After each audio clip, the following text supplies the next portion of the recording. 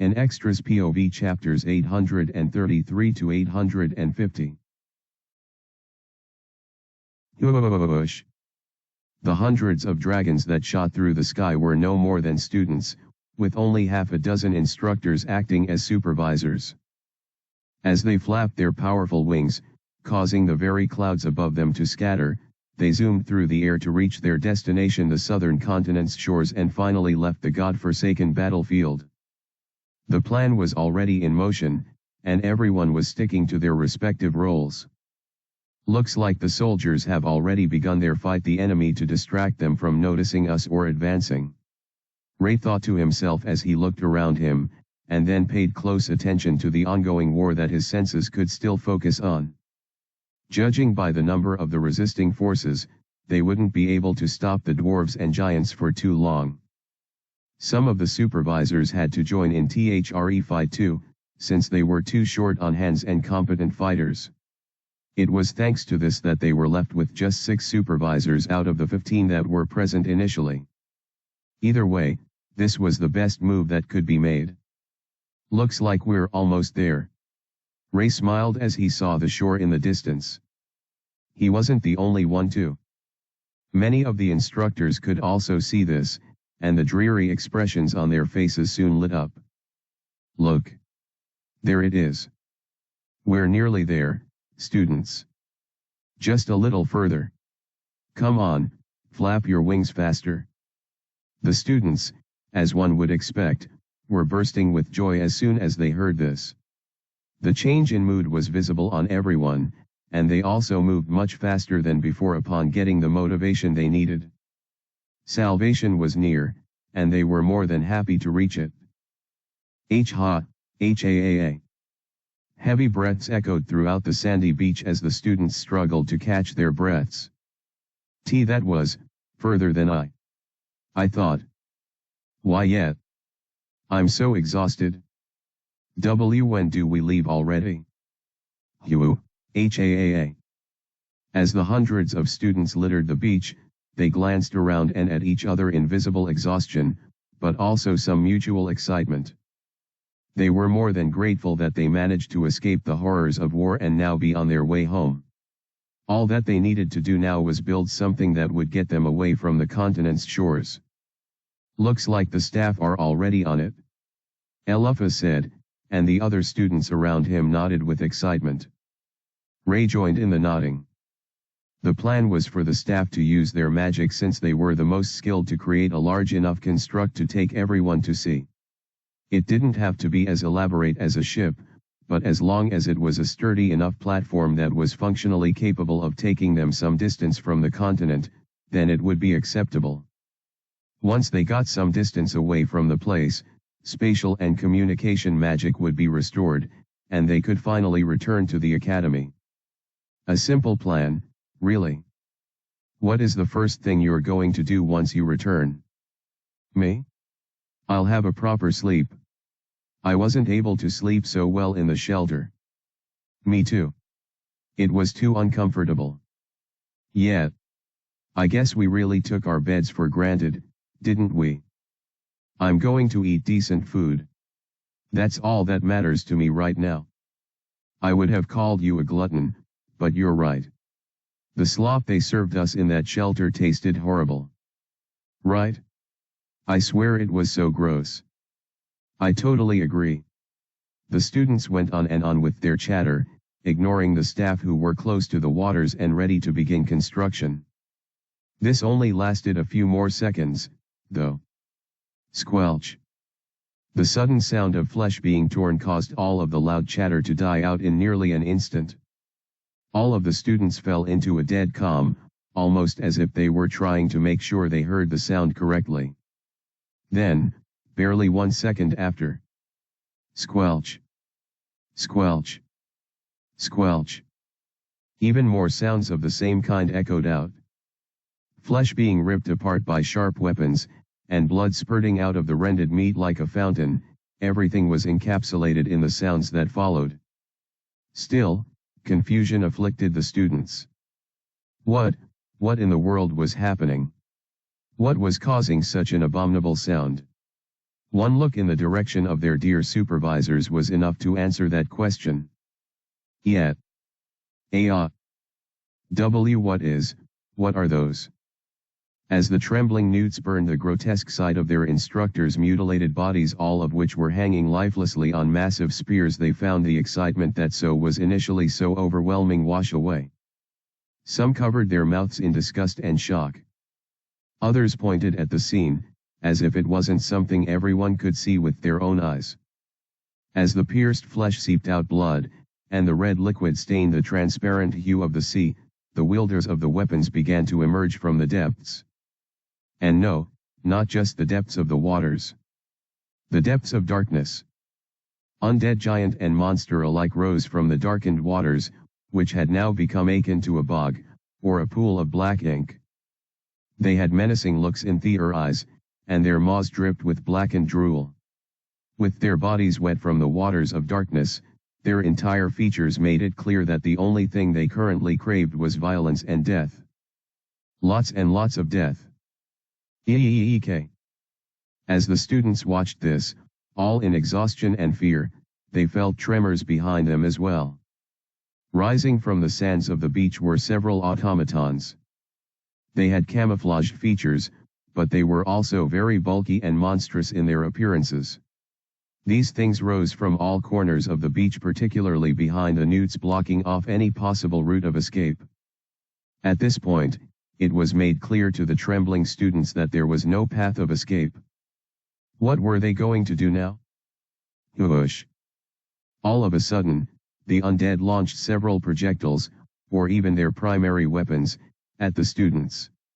This happened the same time as the automatons launching bullets from their outstretched, weaponized hands. The result? Squish. Squelch. Splush. Tons and tons of death. Asterisk. Asterisk. Asterisk. A/N. Thanks for reading. The massacre begins, doesn't it? Hope you enjoyed the chapter. It was chaos. The beach that once smelled fresh and sweet now reeked of blood and gore. The innards of the students were placed on full display, as the undead army and the battalion of machines relentlessly hunted them down. Kaya. Help em. Boom. Save me. Squish.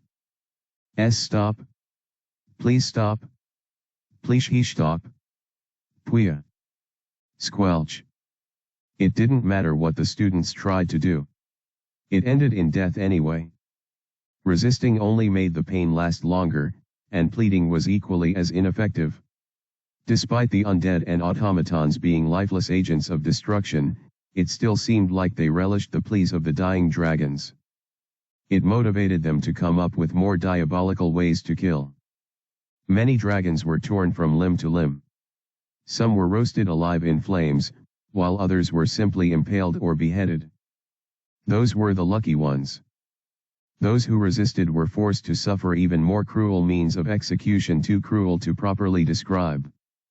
In no time at all, so many of the newts had been culled, and the only ones left were the rather capable ones who could somewhat hold their own against the adversaries.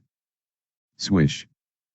In one deft strike, Ray, still maintaining his RAI persona, easily sliced through an automaton, securing himself yet another victory and a few more seconds to live before the next opponent came after his life. Looking at Adrian, he saw the boy was also resorting to the same means, using the bare minimum magic to attack the enemies. I initially expected Adrian to be more proactive in his fights, since the Storm Dragon would want to know why he wasn't going all out when it would be in the best interest of the Empire if he did, but I guess this works best. Ray thought to himself. Adrian already said he would tell the Storm Dragon Lord that his powers were being distorted in the southern continent, so he could hardly access any of his true powers. Since there would be very little reason to suspect Adrian of carnage reaching such proportions, he would only be lightly investigated and eventually let off. It wasn't like he chose the continent for the excursion, the time, etc. He also couldn't have rallied so many enemies of the Empire while still studying at the Empire, all of these things would be to his benefit when pleading his case. The only real damning thing about the whole situation were the undead being utilized, but one look at them made it clear that they weren't Adrian's creation. As a result, he was truly off the hook. Other than Adrian, it seems like a few students are holding up pretty well. Ray thought to himself as he kept up his pace and looked around. He could barely see any of his classmates still standing. From what Lucielle told him, only she, J.A., and Adonis survived in their class. The rest of his classmates in Group 2 were dead. One proper scan of the entire area showed a similar fate befalling the ones in Group 1. Looks like only a few of us are left, and more are going to die. It was doubtful if anyone in the group would even make it out alive, except maybe Kaya. Save me, Rai. Yeah, the girl that clung tight to him during the entire crisis CYNDY. I can choose to act cold now, and it would still not jeopardize my identity, considering the current situation. But Ray sighed, recognizing full well how hypocritical he was being. He ended up protecting her against the undead and automatons that came at the both of them in droves. He noticed a few other people saw this and tried to run towards him so he would protect them, but they were all stopped by the savage enemies, paying the price for letting their guards down and clinging to hope for even a second. Their deaths weren't pretty at all. Now what, though? Ray couldn't help but think as he kept fighting and looking around him. He wasn't tired at all, but he had to pretend to be. Ha. He even leaked out heavy breaths as he began to get sluggish in his movements. He had to stick to his persona, no matter what. I see less than 100 students left now. What will happen? Are we all going to die? It's your call, Ader. Since he decided to trust his familiar's judgment, he simply played his role well. And that led him to getting his first hit. Go Ark. Coughing out fake blood created by magic, he threw himself towards the ground, while vibrating his body to make it seem like he was trembling from the recoil. RRAI. CYNDY cried as she rushed to the ground where he was. She appeared genuinely worried for him, as well as scared. Poor girl. She stood right in front of him, spreading both her hands apart in order to protect him despite trembling violently herself. Ray's eyes widened as he saw this. The CYNDY he knew was timid in the face of real adversity. That was why she constantly clung to him in the fight. He expected her to run off and find someone else to trouble for protection, but she wasn't leaving his side. Instead, it seemed like she wanted to protect him too. Tears fell from her face, and her small, feminine body seemed to constantly shrink as the massive automaton raised its blade for a swift execution. It wasn't too late for her to escape, but she maintained her ground. Rai, you've been so kind to me. As she spoke, her stuttering voice shivered due to the fear. You constantly assured me in the shelter, and even now, you protected me till this point. I'm sorry I couldn't do much for you in the end, but it's my turn to protect you. Ray's eyes widened further as he found her turning to him, smiling with sheer sincerity. Because I love you. The blade fell at that exact moment. Squish. Asterisk. Asterisk. Asterisk. A/N. Thanks for reading. This is so sad, though I know many readers don't care for poor CYNDY. One thought had been bothering Ray for the longest time now. Do all dragons really need to die? This question had been amplified ever since he arrived at the Dragon Empire and found a civilization that he wasn't expecting to see. Surely, not all of these people were evil monsters who deserved to die, right? Then, he went to the academy and found even more reasons to doubt his initial position. Of course, he found many atrocious thoughts and values shared by the dragons, but strangely enough, he found something else. Ray found humanity in the dragons. It was at that moment that Ray found his answer, even though he tried very hard to still question it. No. Not all dragons need to die. Squish. The automaton's blade fell on flesh, but it only dug about an inch deep thanks to the flesh that it fell on. It was Ray's. You can't just go dying on someone like that. Ray grunted as he spoke, his hand directly stopping the blade while he stood in front of the shocked girl behind him. If you really love them. It had only taken him a split second to decide that Cyndy wasn't going to die on his watch, and it took him even less to stop the weapon from reaching her. He cut himself along the way, so it seemed like the weapon injured him, but it really didn't. This was simply the best way to maintain his identity, while also protecting someone he didn't want to see get killed. I know this is dumb and selfish of me. So many other dragons are dying here, yet I chose the one I am close to. In the end, he wasn't being kind or good for what he was doing. He recognized that, but he did what needed to be done anyway. Why? I just couldn't allow her to die after she said that. The sacrifice she showed, the bravery and genuineness of her words and actions truly spoke to him. Cyndy wasn't evil. She was just misguided, just like a lot of the dragons here. It took Ray this long to fully accept that realization, but he could no longer shy away from it. I'll continue to protect you. A fiery burst of energy manifested all over his hand, and he sent it charging at the automaton, which was already raising its second hand to attack. It was too slow for Ray, though. Boom! A loud echo burst into the air, and the metallic portions of the construct broke into pieces thanks to the powerful impact that it received. HAAA. Ray fell to his knees as soon as he did this, his eyes slightly open as he continued to keep up his act. Cyndy ran to him, kneeling right by his side as he continued to leak out heavy breaths. Rai, are you all right? More tears was bursting from her eyes as she brought him close with her arms and tightly embraced him. You saved me again. Thank you so much. As soon as she said this, though, the ground around both her and Ray began to tremble. Rumble. Rumble. Rumble. Plenty of undead giants and monsters were closing in on the two, casting an inescapable net that was sure to put them to an end. Rai, get up. Get up. They're closing in. As Cyndy begged, Ray shook his head slowly and smiled at her. I can't. I'm all spent. He whispered. Despite saying all of this, he was perfectly calm. Was it because he had someone who worried so much about him like this, or was it due to something else? Right now, there's no need for me or anyone else to exert ourselves.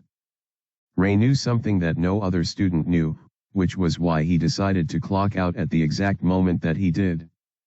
He's here. Bwoosh. A finger suddenly appeared in the sky, causing everyone around to pause for a moment as they soaked up the presence of the stranger. He had pure white hair, with sparkling blue eyes.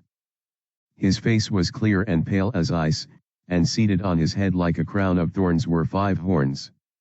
He dressed in a black and white attire, predominantly black akin to a stylized uniform, and he also had his frosty wings and tail spread out like an angel. All the dragons who witnessed his appearance instantly knew that they could relax. There were barely 50 of them, yet these survivors counted themselves fortunate that they held on for this long. For the strongest dragon general to arrive. Perfect expansion. Those were the only words that flowed out of his lips, and they were enough to completely turn the tide of the one-sided massacre. In an instant, all of the adversaries in their hundreds, if not thousands, froze. Literally froze. They all turned into pillars of ice, completely white and unmoving. The entire area was also purified of all the miasma that had polluted the air, and the corpses of all the students that littered the beach were piled up in a single location. All of this happened in less than a second. To the students, it felt even shorter than that. They could barely comprehend what had just happened, and how long it took to achieve that. But Ray could. One look at the dragon floating above the rest of the students told him all he needed to know about this existence. The one who will become the next Dragon Lord, the strongest dragon general and most talented genius that the Empire has ever seen. He narrowed his eyes on the only one who had the title of strongest among his peers. Ojog. Status window. Name, Ojog. Race, Dragon, Royal Species. Class, Grand Admiral, S tier. Level, 500, 10.5% EXP. Life Force, 50,000. Mana level, 100,000. Combat ability, 75,000. Stat points, 0. Skills, exclusive perfect expansion. Perfect protection. Perfect constitution. Skills, non-exclusive divine growth. Absolute magic utility. Absolute recovery. Absolute destruction. Dragon breath, Koas. Absolute draconic flight. Absolute magic disruption. Perfect sight. Alignment, chaotic neutral. Additional information. The Prince of Dragons, and the one of the strongest dragons in the world. His potential is seemingly endless, and he is incredibly talented as well as skilled. He possesses the perfect attribute for a being of chaos. End of information. Asterisk. Asterisk. Asterisk. A/N. Thanks for reading. I know, this is fun for me too. Moments later. Ray and the other survivors sat in silence on the beach, none of them in the mood to speak. They had nothing to say, even if they wanted to speak. Ojog had perfectly dispatched the enemies, and he ended up encasing the corpses of the hundreds of students in what appeared to be a cube of ice. He didn't say much after that, but he did congratulate everyone for surviving while giving the cheerful smile that he was mostly known for. Perhaps if this was a much different situation, the students would have been very excited to see it, and they would have probably even gushed at the sight. But, that didn't happen here. They all expended drearily and gave tired smiles. They were indeed relieved to be alive, but so much was going in their minds that lightheartedness was the last thing on their mind. What a weird guy. Ray looked at Ojog with a slightly careful stare.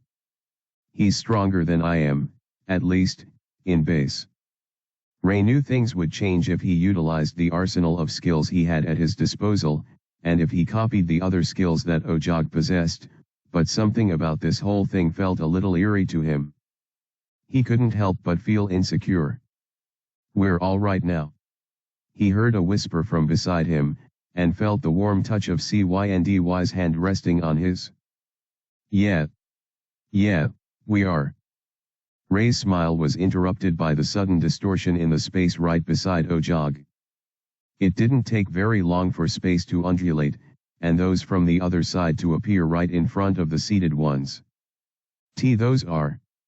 Ray's eyes slightly widened as he watched two more generals from the Frost Squad appear, accompanied by the surviving students from Group 2. Just like those of Group 1, they were about 50 in number too. Hold on. Ray swiftly sent his mind to work and counted the number of survivors from both ends. Each side had exactly 53 survivors, leaving a total of 106 students left. Is this a coincidence or did he do this intentionally? Just how meticulous are you, Ader? He wondered to himself as he sorted through the students that appeared until his eyes met Luciale. He saw her brighten up the moment she saw him, and he found himself going through the same. It's only been a day, yet why does it feel like it's been a lot longer than that? Either way, he was more than glad to see her again. All right, everyone. Now that you've reunited, you can go see your friends. I can only imagine how much you need to say to them. The one who said this was Ojog, and despite this words of consideration, his tone showed none of it. He still had the usual cheerful smile, even as the two sides of students rushed to the other with tear-filled faces and strong emotions. Following everyone's example, Ray rose from where he sat and rushed to Lucille's side. Right behind him was Cyndy, who seemed to be desperately searching for her twin brother among the small crowd of 53. Ray already knew his fate, but he left it to her to find out. Rai? You're all right. Lucille rushed towards him, hugging him very tightly, much tighter than expected. Ray felt slightly squished, but he didn't complain. Why would he? I'm relieved to see you're fine too, Luke. You had me worried sick. He smiled while winking at her. She giggled instantly, punching him on his shoulder. Their reunion was far more light-hearted than that of most students. Where is my brother? No way. She's dead? How can she die? No. Just how many of us were killed? Did they suffer? How many were you able to kill? Did she say anything about me? About us, before she died? There were many words dancing in the air, and they were filled with melancholy and downright bereavement. Both groups had suffered only the worst of horrors, and while they were indeed relieved to see that more of their comrades survived, it was no secret that they were also scarred by the occurrences they had to witness. Life was bad to them. You. But why? Tears flowed down the cheeks of the Newts as they finally broke down after nearly a whole day of constant horror and tragedy. None of the three generals said anything as they watched all of this. They simply watched in silence. Only 5 of us in Class 1A survived. What a tragedy. Mija whimpered as she hugged Adonis, who reluctantly wrapped his arms around her. Bold move. Ray said as he watched this happen. His eyes met Adonis, and the two nodded at each other in something of an understanding. He could already tell that Adonis kept his end of the bargain and did his best to constantly watch and protect Lucille at every given moment, though there really wasn't any need to. Ray and Lucille hugged once again, partially to keep up appearances as close buddies, but also because Ray couldn't get enough of the fresh aroma that she was giving off. It was really smelly in the shelter, and everyone stinks from all the gore and sweat. How did she manage to stay fresh? He wondered to himself. Hey, Lucy. I mean, Luke, how did you manage to? He was about to ask her the secret to her perfect hygiene, even when she was under scrutiny, when he felt the chest of someone press behind him and sobs echoing into his ears. Ray instantly understood what this was about. He's dead, Rai. Mandy is dead. It was Cyndy sobbing about the death of her twin brother to him. Damn it. He let go of Lucille and paid all his attention to the girl, going as far as fully embracing her and sighing. What in the world am I doing? He could see the slight frown on Lucille's face as he did this. He knew she didn't approve of him growing a heart for the dragons, but this frown seemed to be a little different from simple disapproval. As if to further affirm his suspicion, he got a message from his link with Lucille. You know she's intentionally using sympathy to win you over and steal you from me, right? As soon as Ray heard this, he couldn't get over how absurd it sounded. But, we're not together. She doesn't know that, does she? At least, not for sure. She just lost her brother, Lucille. Ray sighed internally. I think romance would be the last thing on her mind. You really believe that? Okay then. Humph. After this message, she scoffed and walked away not long after. Ray couldn't understand why Lucille was acting in this manner, though he had a few guesses. The strongest one was that she simply couldn't stand the dragons, and she felt somewhat disappointed after seeing his approach with them. She could also be jealous, though that makes no sense. Lucille was the type to make other men jealous, not the other way around. Though, since she was stuck in a teenage body, it was possible that her emotions were getting the best of her. Whatever it is, I'll have to talk to her once this is all over. They were friends, after all. Asterisk. Asterisk. Asterisk. A/N. Thanks for reading. What do you think about the development with Lucielle so far? I'm curious. Alright, everyone. It's time to return to the academy. Ojog's announcement cut the teary and Imnelli emotional reunion short. His loud voice instantly caused a suspension in everything the students were doing, and they all looked at him with slight tinges of relief. Many of the dragons were in group hugs, or still sniffling from their leftover tears, but hearing the good news made them brighten up a little. They couldn't wait to leave this land of tragedy, after all. Took them long enough. Ray thought to himself as he looked at Ojog and the other two dragon generals beside him. While the reunion between the students took place, the three were conversing about something that he couldn't overhear. It was probably the result of a skill or magic. I could have tried harder to listen, but that could have alerted one of them if I made the slightest mistake. He sighed to himself, still curious about what they had discussed. Regardless, it seemed this was the end of their stay in the southern continent. While it was brief, the experience wasn't something he or anyone else that came for the excursion could forget for the rest of their lives. I guess I should also be happy that it's all over. Nothing about seeing young people die gives me any kind of pleasure. As Ray thought this, he began to move from his position, alongside the other newts. A swirling portal was being formed in front of them, so all they had to do was venture in and they would be back to utmost safety. Just from glancing to his left and right, he could see impatience in the eyes of so many of the students including his classmates. They were not completely at ease, even though they were currently being guarded by the Empire's strongest. Such was the nature of their trauma. I wondered for the longest time, why do the dragons still continue this conquest despite seeing the kind of horror that war causes? Was it their genetic predisposition? Were dragons born evil, and there was nothing to stop their true nature from manifesting? No. Ray didn't believe that. Not anymore. After thinking about it clearly, there's only one answer that explains all of this perfectly. It was the Dragon Emperor himself. All of this is caused by the system that the Dragon Emperor created in his empire. Ray sighed, getting closer to the warped space in front of him. The more he ruminated on the thought, the more it made sense. All the dragons fight for the Emperor and his empire. To fight in wars is to bring glory to the Empire and please the Emperor. That's what this is all about. And that meant there was a simple solution to all of this.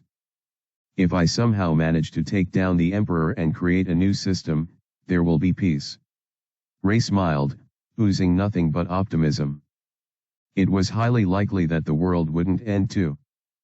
Of course, all of this can only be done after I send Alicia and whoever wants to go with her back to Earth.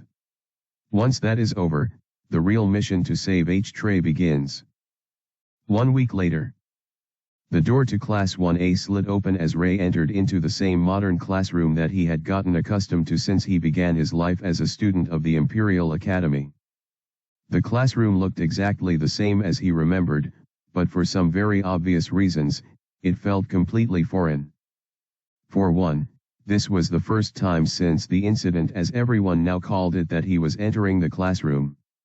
A whole week had passed, and he had been mostly cooped up in his dorms, or hanging out with the rest of Class 1A, most especially CY and DY. As a result, this whole experience felt somewhat fresh. I've also been spending quite a bit of time in the library, but, even that has its problems. He always encountered Lucielle in the library, which created an air of tense awkwardness for him and probably her as well. Ever since they returned from the southern continent, she had refused to speak with him unless it was somewhat vital to the mission. She would often give excuses like, "I'm busy with research," or "I'm not feeling too well." She wasn't a good liar at all, and that was probably because she didn't even want to put in the effort. It was clear that Luciel didn't want to interact with Ray very much, and that really conflicted with his desire to have a proper conversation with her to understand her properly, especially after their slight misunderstanding on the beach. She just won't give me a chance. He sighed, making his way to his seat in the classroom.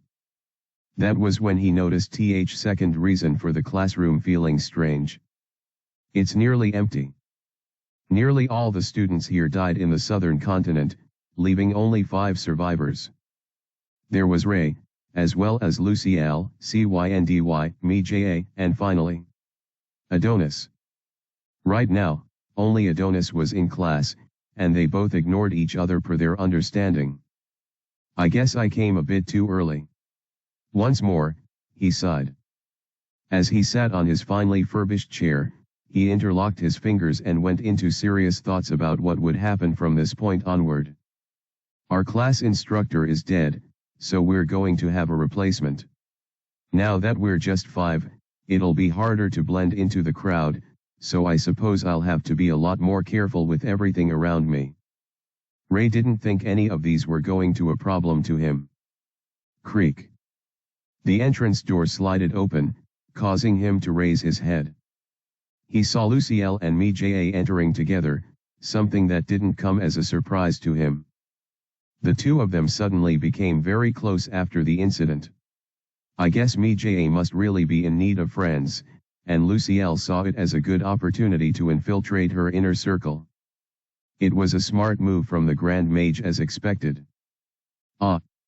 Ray found himself staring directly at Luciel, and also found that she was looking at him.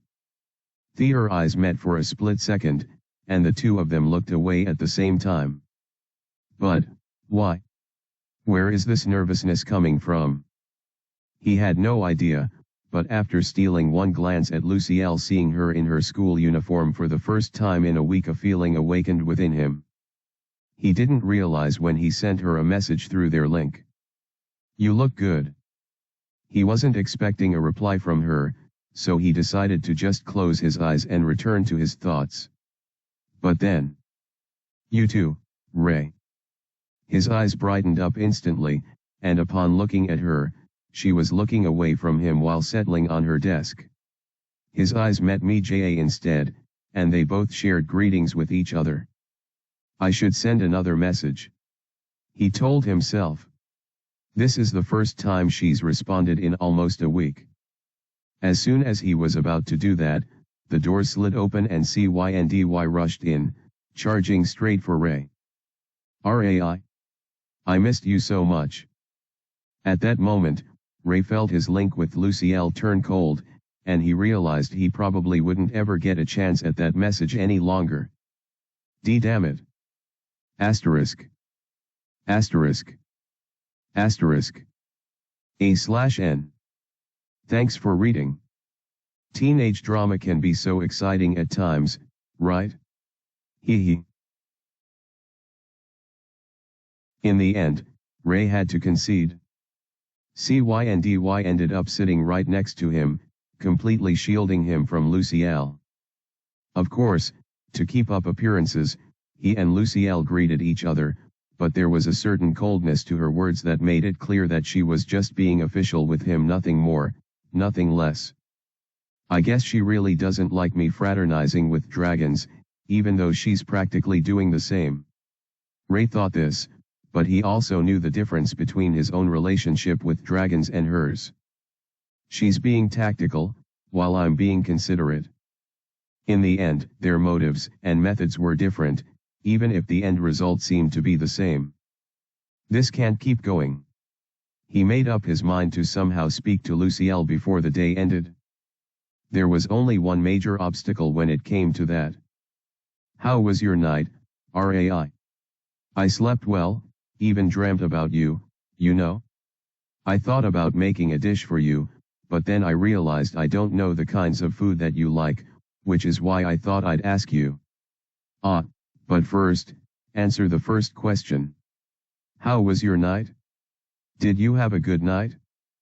Did you dream about me?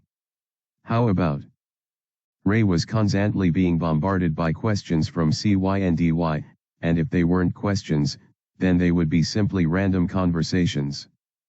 She always has something to say, which makes it hard to end a conversation with her. No, perhaps he was just making excuses. Surely, if he truly didn't want her company, he could just tell her leave him alone and she would have the sense not to disturb him any longer. But why wasn't he doing it? Is it guilt? Do I feel bad for the death of her brother? Perhaps, but also, I feel like I can somehow get through to her. When he first got to know her, he felt CYNDY was weird. However, she was a very nice and sensitive person the more he spoke to her. She was also very empathetic, which meant there was a chance to get her to see the evils of the Dragon Empire. If he could convince her, then there was hope for the dragons, after all. It's just, she's always with me, and it's clear that Luciel doesn't like her. Ray sighed. I need to find a way to ditch her and talk to Luciel. The issue was how to do it without hurting her feelings. As Ray sighed very quietly, he cast his gaze forward, to the front of the whole class, where he found a figure standing right there. What in the... Greetings, students. It's great to see all of you so early for class. The loud, cheerful voice of someone they all knew too well rang in their ears.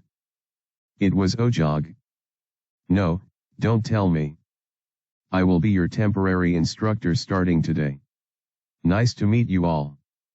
Ray's eyes were nearly bulging as he heard this, while looking straight at the Dragon Commander's perfect face and gem-like eyes. But how? Why him? I can see the surprise on your faces. You're wondering why a big shot like me would be teaching the lowest stage in the beginner academic curriculum, right? I mean, I spent my free periods teaching part-time in the final stages of the academy to try something new, but I ultimately got bored. The same could be said for my two other colleagues, though they keep denying that fact. Two colleagues? The other two dragon generals that saved Luciel. Ray remembered them clearly. Were they also coming to the basic stages? Nah. That's not. Which is why I brought them to the basic stages with me. They'll be taking the second and third stages respectively, while I take your class. As Ojog uttered those words, it completely shattered Ray's expectations. Why are the Empire's strongest in the academy? He wanted to leak out a tear, but he controlled himself. All of this just puts more pressure on me. Ray, just like the rest of the students, understood the whole reason behind having temporary instructors. The academy had suffered a lot of damage, and until they recovered from all of that damage, this was something they would have to endure. It wasn't the most ideal situation, but the expediency could not be denied. The White Dragon Lord already made an assembly prior to today, where she addressed most of these issues. I wish she could have informed us of the identity of our temporary instructor, though. That would have given him as well as everyone else enough time to properly prepare. Instead, she focused on offering her condolences and a bunch of other unnecessary stuff. He felt like sigging once again. The major takeaway for Ray after that assembly was how badly the reputation of the White Dragon Lord had to be at the moment. Is she still a viable person to stick to? He had to wonder. Ader had given him all of the reasons why she was still the right choice, and he had chosen to trust in his familiar's judgment, but there were still lingering doubts in Ray's mind that he couldn't just shrug off. Right now, Adrian's options looks more attractive. And, just like Adrian promised, he didn't get into any trouble with the Storm Dragon Lord. Everything is going according to plan in his end. But I'll still stick to Ader's counsel for now. With his mind already made up, he decided to leave the realm of his inner thoughts and focus on the class. As soon as he did this, he got to hear the most unexpected news. The inter-class exchange is still holding. Everyone sent their utmost attention to Grand Admiral Ojog as he said this. Surprise, mixed with slight unease, radiated within their eyes. I expect you all to prepare for it with all due diligence, and I plan to help you to that effect. The unease slowly began to mellow out. I am the strongest general in the empire, and my squad is the best. It only makes sense that my class should follow that tradition. As soon as he said this, his smile broadened and he looked at every single student in the classroom. As soon as his eyes met Ray's, there was an electrifying sensation similar to resonance that went through his body. You won't let me down, will you? Everyone instantly nodded, understanding it perfectly well. We won't. Asterisk. Asterisk. Asterisk. A/N. Thanks for reading. And so, we move on to the next phase of this arc. Let's hope for a really cool tournament. Looks like things are going smoothly now. Ader's voice radiated within an immaculately furnished room, as he sat very comfortably on a sofa. Compared to the tough seat of the giants, this one was far more preferable. Bell and Justin, his two disciples, sat right opposite him, having a center table separating the two sides. Indeed. It's all thanks to your insights and overall plans. As the two of them praised him, he smiled and shrugged as if all his accomplishments were not particularly meaningful. Like this was all just a prelude. I will be away for a while, so the both of you are to oversee the progress with the dwarves and giants, particularly the machine that they're building. As soon as he said this, surprise instantly manifested on the faces of his audience. Ader smiled as soon as he noticed this, though he refused to address the matter. Instead, he retreated to his thoughts. That machine that is currently under construction will be beneficial to Master especially, so it has to be done perfectly. Nodding slowly to himself as he became immersed in its prospects, Ader did not stop his train of thought. The dwarves are more than happy to build it, since it's new technology, especially now that they have sufficient minerals to experiment with. As for the giants, they are simply pleased to work and serve me, since I am their chief. With the system he put in place, everyone ultimately got what they wanted. Still, even with mutual benefits, there could be some sort of discrepancy that may arise without proper supervision. He told himself. Which is why I need these two here. Bell and Justin were more than powerful enough to take his place in the southern continent. They had also been with him for sufficient time to understand certain things about leadership and control that caused him to have sufficient confidence in their abilities. Their abilities are sufficient for the task at hand. But, where are you going, Ader? Yeah. What are you up to now? With Bell and Justin respectively asking questions to satiate their curiosity, Ader found it pertinent to finally say something regarding the matter. Let's just say that I'm going to a place that you can't go. As soon as they heard this, despite Bell in particular appearing a little forlorn, the two of them nodded in perfect understanding. I guess that's cool. Justin shrugged with a slight smile. Please bring me a souvenir. Me too. Bell added. Ader chuckled and shrugged slightly. I'll try my best. He was glad to see that they had matured enough not to be too reliant on his presence to get things done. They also didn't ask so many questions anymore. That's good, that's good. I understand that you have to do some things alone, Ader. Bell added, causing him to slightly react in a pleasantly surprised manner. I wish you the best. He nodded, rising from his seat with his usual grace. Thank you, Bell. But I never intended to go alone. As he straightened out his suit and tightened his tie, his smile broadened even more as he thought of his destination. It's not a place that I think will be very conducive for humans, which is why I didn't bother considering the both of you as viable companions for the task. Ader had set his eyes to the eastern continent, to the place he was never able to explore back when Ray told him to learn more about the land. Things are a bit different now, though. He smiled to himself. Since I have some free time on my hands, now is the perfect time to go there. Farewell, then. Before either Belle or Justin could give a proper response to this, darkness swallowed him whole and he completely vanished from where he stood. Whoosh. The two other worlders looked at themselves as soon as he teleported, and just a second after, broad smiles began to form on their respective faces. You thinking what I'm thinking? Belle asked Justin. Of course, he was thinking exactly what she was thinking. This was something that had been bugging him for nearly a week now. He just couldn't bring it up because of Ader. But now, things were different. Yeah. Let's fight to see who's better. Meanwhile. Whoosh. Space undulated, and darkness spilled out in the form of a man Ader. His slick red hair danced as he landed in the simply designed room, his full black suit making him stand out in the sheer white-colored room. The entire space was colored white, which felt a little odd, considering it was made from stone and wood all constructed by magic, of course. The design was primitive too, though not on the level of the giants. The dwarves had much better architecture than this, though since this closely resembles the design of the humans, I suppose I should give it a pass. The room also had minimalistic designs and properties within it. There was a very large and soft bed, with furniture sparsely placed in various parts of the room. Then, the hallmark of the room greeted Ader's senses. The aroma.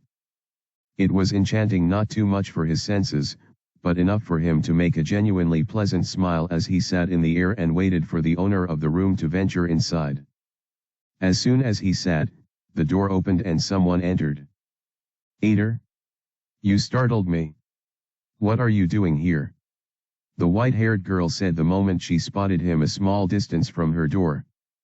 He expected this reaction, and while this would have made him smile even more, he put on a rather grim expression instead. His mood had completely changed to a serious one. Greetings, Asm. He began. I apologize for the intrusion, but there is a certain place that I need to get to within the eastern continent. Okay. Esm raised her brows as her blue eyes glowed with slight curiosity. Ader swiftly responded, not wasting any further time. I need your help. Asterisk. Asterisk. Asterisk. A/N. Thanks for reading. Nice to see Esm again. You can only wonder what Ader is up to now. Lucielle felt exhausted. As she finished saying farewell to Mija, after they had both walked to their dorms together, she could feel the weight of the whole day pressing on her. I thought I wouldn't be able to make it. She thought to herself as she dragged her feet to her doorstep, sighs continuously leaking from her lips. Mija had offered to escort her to her doorstep, but she ended up refusing for the same reason why she couldn't wait to enter her room and collapse on the soft bed there, and then scream at the top of her lungs.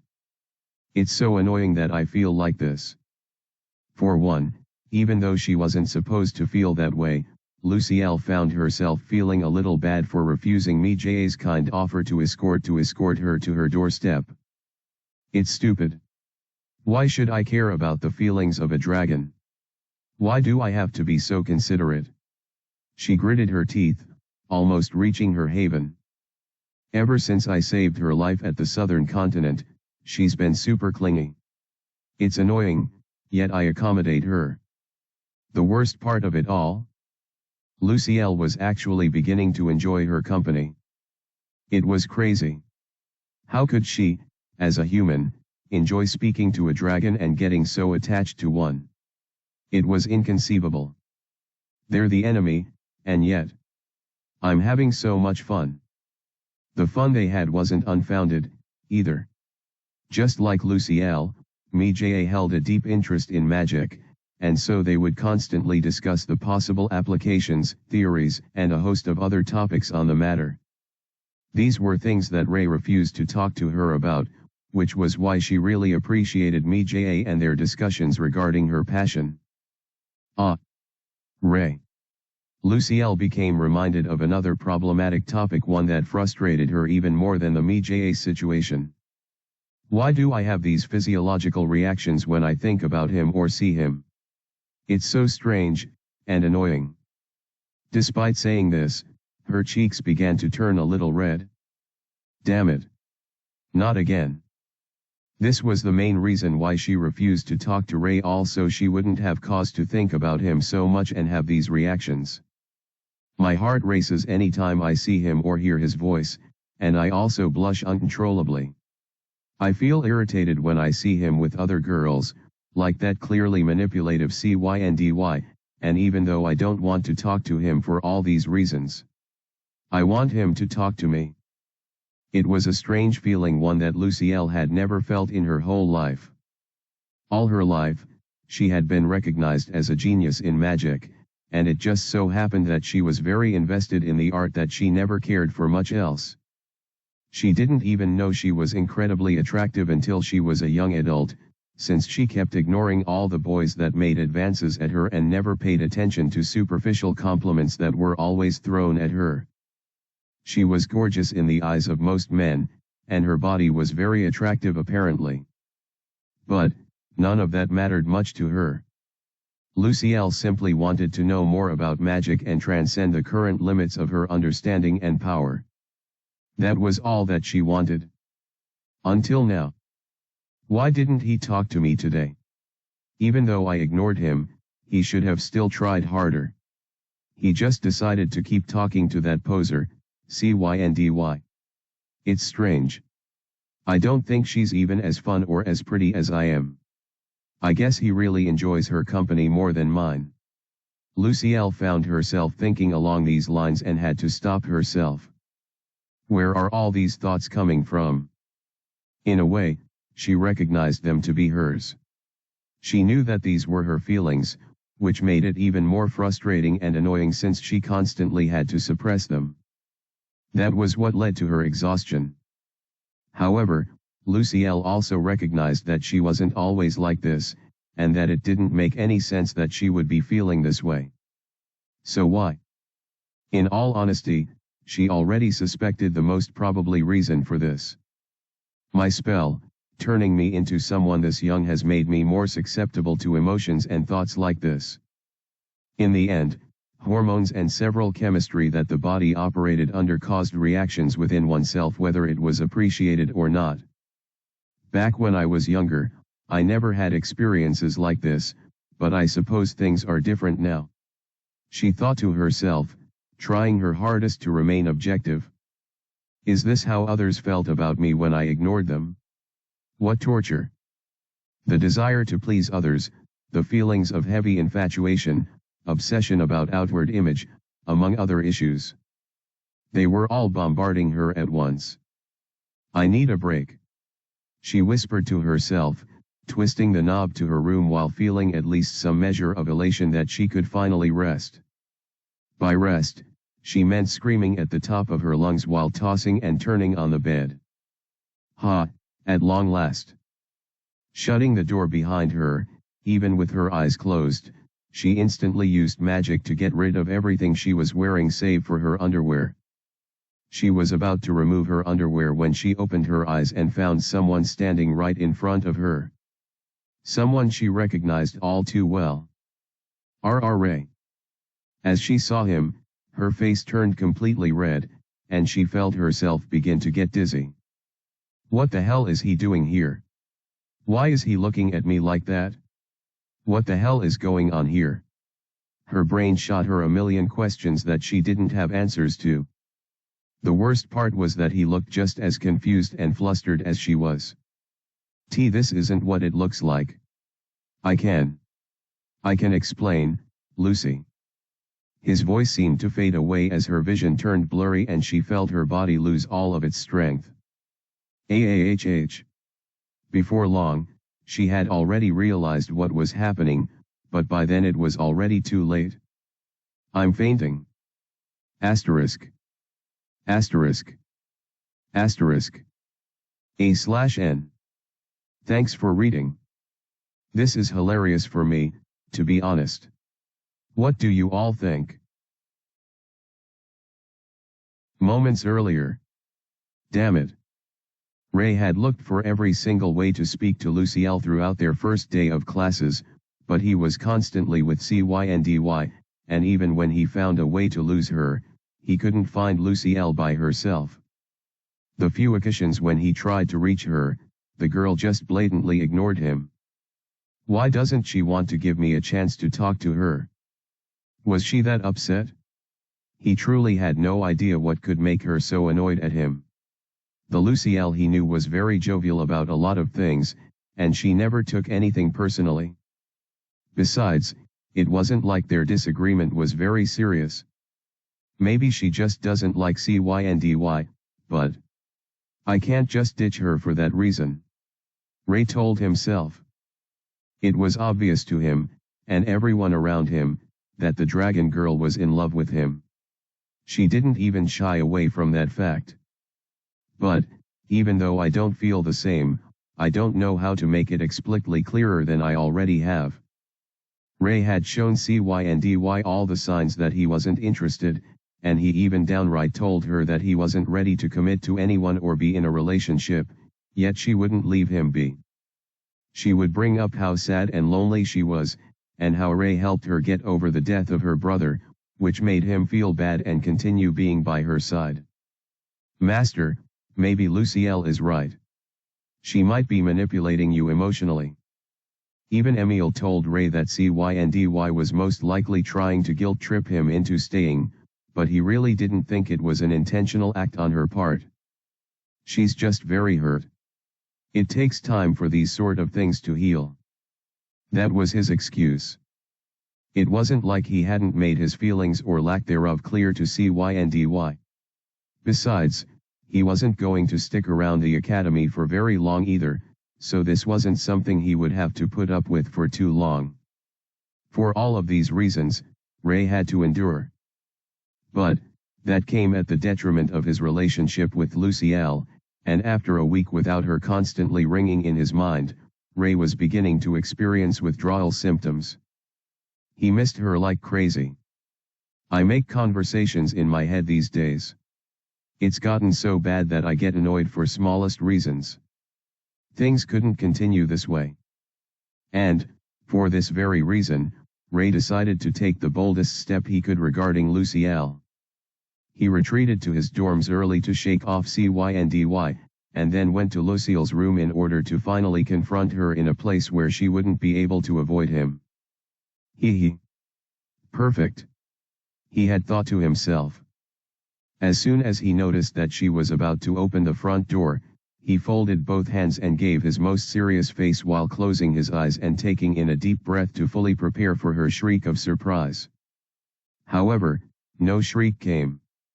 Yet, opening his eyes, he was greeted with something else entirely. Lucielle was semi-nude, having only a tight bra holding up her goods, as well as pure white panties that blended well with her pale skin. The worst part? Lucielle opened her eyes right at that moment, finally noticing him the moment he became stunned by her sudden appearance. This was the beginning of the end for him. This isn't what it looks like. I can explain, Lucielle. I only came here to see you, and... He quickly realized she wasn't listening to him, and all his explanations were useless, since she had just fainted on him. Oh, fuck. Before he realized it, his body moved to catch her before she fell to the ground. Her body was very hot, and her skin felt paler than normal, almost as if all the life had been sucked out of it. I really messed up now. The present. Ugh. Lucielle stirred slowly as she woke up from a really bad dream. In that dream, Ray was somehow in her room and saw her with nothing short of her underwear. The Lucielle of the past wouldn't have considered this such a big deal, since such matters didn't really affect her. But to this current Lucielle it was a nightmare. Ha. She breathed heavily.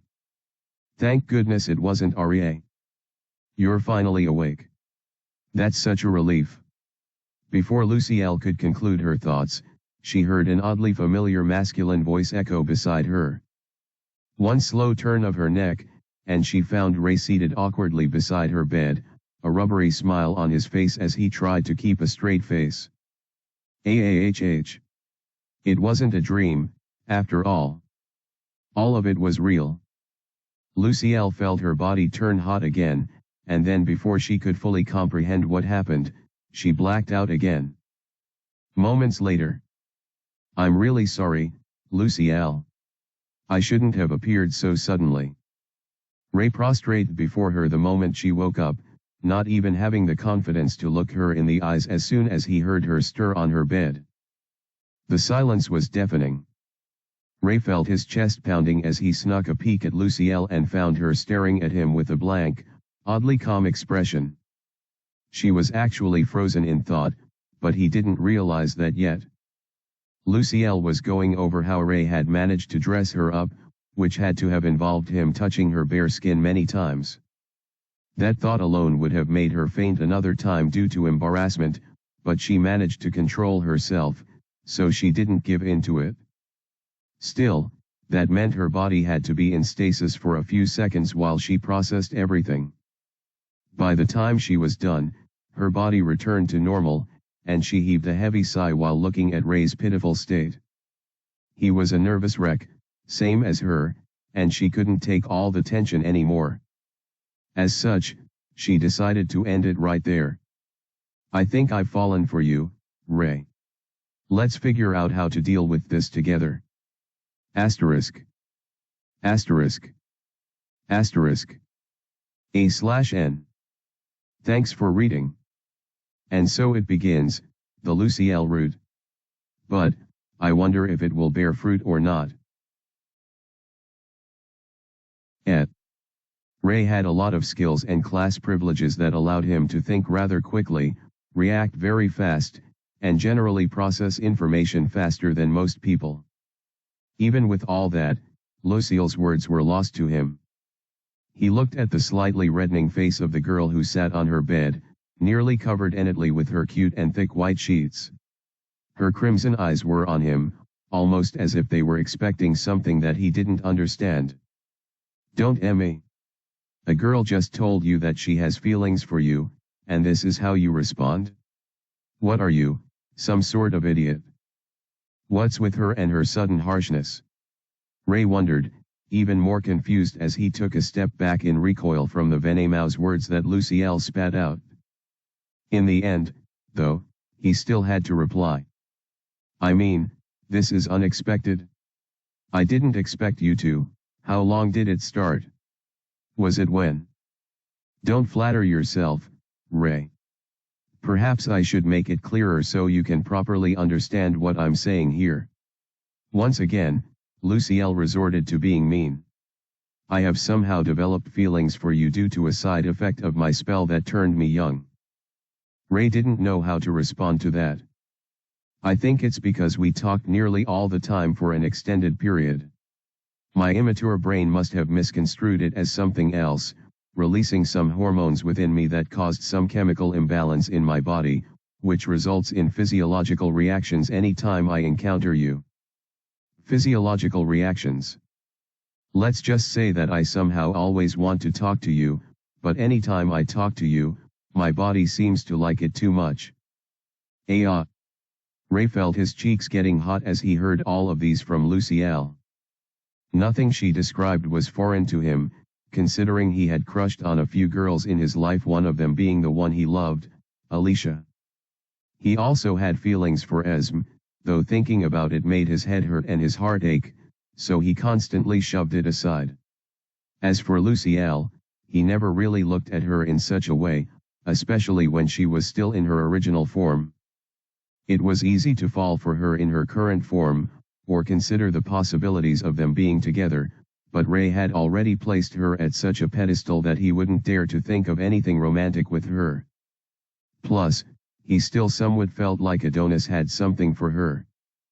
But now, when you tell me stuff like this, in such a way, it sort of makes it harder for me not to see you in such a light. He wanted to say, but held it in. Who knew what harsh words Lucielle would give him in return? In any case, Ray, these feelings are a nuisance. They get in the way of our interactions, and they also taint my perceptions of and interactions with the others. She sighed as she continued. We need to get rid of them. Ray stared blankly at her and muttered the only thing he could think of. How? I'm not sure yet. It's why I brought it up with you. Maybe you also have some feelings, perhaps about me, that you want to get rid of. Let's hear it. I mean, there was this one time when I kissed you in class, and then reversed time so everyone including you forgot about it. The problem is that I still remember everything, and it bothers me sometimes, especially now that you're saying all of this, and... What?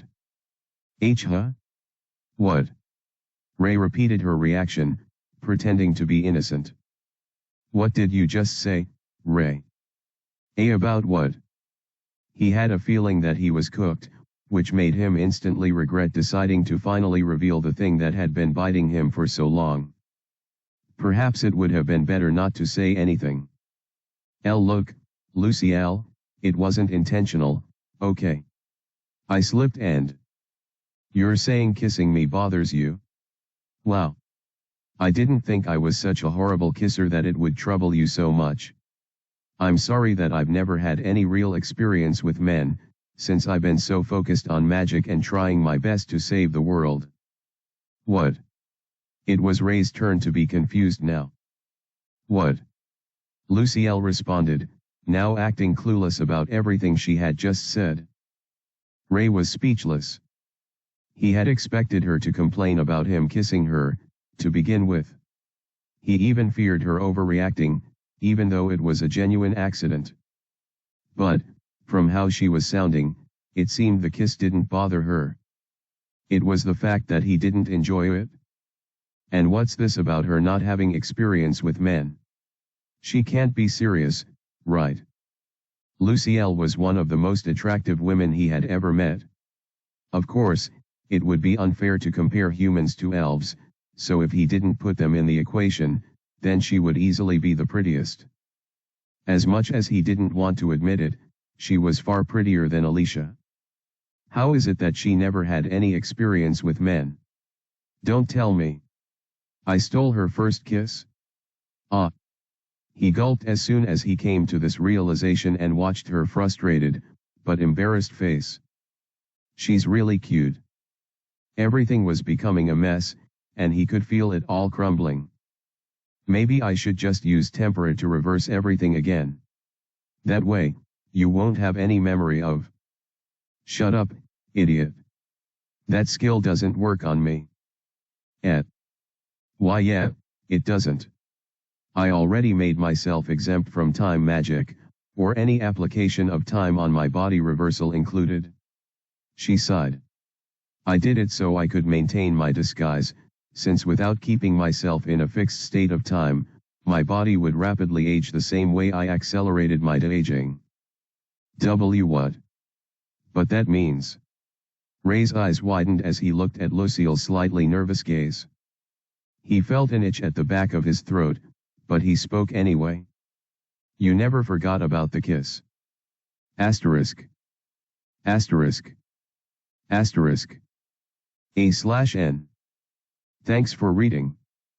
Well, haven't things gotten even more interesting? How cute.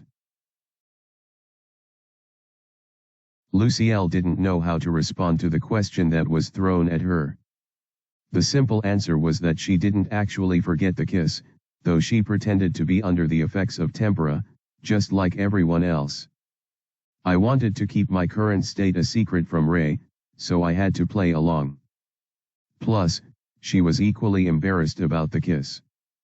In the end, everything worked out well. No one mentioned anything, so it all worked out at least. That was what she expected to happen. However, it seemed like the kiss was where the first seeds of her interest in Ray were planted. From that point on, there was no turning back. Why, you always knew? That's messed up, Lucy L. Why didn't you say anything? Ray lashed out, his cheeks turning brighter red. Look who's talking. You should have said something too. Lucky for Ray, his emotions were instantly stabilized, so all the influx of emotions were eroded off almost as soon as they entered his system. I am sorry," he muttered the moment he regained his rationality. "I should have mentioned it, but it was just a little awkward for me." Luciel was like his co-worker, someone akin to an annoying senior that he looked up to in some way, but also couldn't respect due to their problematic attitude. Something like an older sister, perhaps. That wasn't to say there was no interest in her whatsoever, but all of those things were overshadowed by his feelings for other girls, as well as Luciel's unique way of getting on his nerves that made him unable to see her in such a way. As such, kissing her and even engaging in their current conversation felt blasphemous. It felt wrong. And yet, how was the kiss? Ray muttered, rubbing his head slightly as he looked at Luciel. She wasn't looking at him initially, but her distracted gaze slowly returned to him as she hid the lower part of her face with the sheets. It was weird. That was all she had to say about the whole thing. I see. The ambience in the room became a million times more awkward as she said this, causing the two to remain fixed in their respective positions without saying anything for nearly a minute. No one seemed willing to budge. Until. So, do you like CYNDY? No. Ray responded almost instantly, a bit of annoyance seeping through. Not her. But you know the one I like already. Alicia, right? But you said she's leaving for your home world, didn't you? Ray made a slightly sad smile as he nodded. He felt a little bad trying to justify some of the way he was feeling at the moment, but when he thought about things objectively, was all of this so wrong? Alicia is leaving, and I wouldn't work anyway. Should I actually? No, what am I thinking? Ray nearly felt disgusted with himself as he engaged in such perverted thoughts about the Grand Mage. She's feeling all of this because of her spell, and yet I want to take advantage of her vulnerable state. What kind of creep would I be if I did that? If Luciel was telling the truth about her experience with men, then it would be downright exploitative for him to capitalize on the roaring hormones inside her to satisfy his own ego and emotions. We need to find a way to fix you, Ray said, interlocking his fingers as he looked at her with a serious expression. Why yeah, you're right. There seemed to be a tinge of disappointment in her tone, but Ray figured he was just imagining it based on his own slight disappointment in himself. Still, this was the right thing to do, wasn't it? If there was some magic I knew that would make me stop having feelings for someone, I would have used it on myself to get rid of my feelings for Alicia. Ray admitted. But, I don't have anything like that at my disposal. If he did, he would just free Luciel from her feelings for him and this would all be over. Unfortunately, things weren't that simple. It seems falling in love is more challenging to magic than destroying hundreds of enemies or shattering mountains. It's funny. Luciel responded with a slight chuckle, causing both of them to laugh a little. The mood became a little lighter, and so it was much more bearable for the two to look at each other without too much tension. Once the laughter ended, and after a few more seconds of silence, Ray finally spoke. Maybe it's time to undo your magic and return to being an adult. If you do that, it should solve everything, right? Yeah. I suppose you're right. The solution for getting rid of the emotions that Luciel developed due to being stuck in a younger body was to simply get rid of the younger body. What a brilliant plan, if I do say so myself. He smirked a little, nodding slowly. Don't you think I would have thought of that, though? Luciel's voice suddenly interrupted his haughty thought. How low are your expectations of me? Ah. Now that he thought about it, his idea wasn't particularly ingenious. It was Luciel who figured out the cause of her feelings, so of course she would have considered getting rid of the body as a solution. So why haven't you? I can't. She flatly responded, causing Ray's eyes to widen with shock. I can't return to being an adult. And no way. Yet, the magic process was going to be unstable and constantly absorb energy from me if I didn't make it permanent. I had to stabilize it too, which is why I kept my body in a state unaffected by time. Wait, so you're stuck as a teenager forever? Not forever. I can get rid of the time stasis effect on my body, but I can't return to being the Lucielle you used to know. Even if I use time magic on myself, or you use that tempera of yours to accelerate my time so I became an adult, it would only make my feelings for you worse, since it would have been accelerated along with my body. Oh. What happens when someone loves another for a very long time? Lucielle asked, and Ray knew the answer. It becomes very difficult to stop.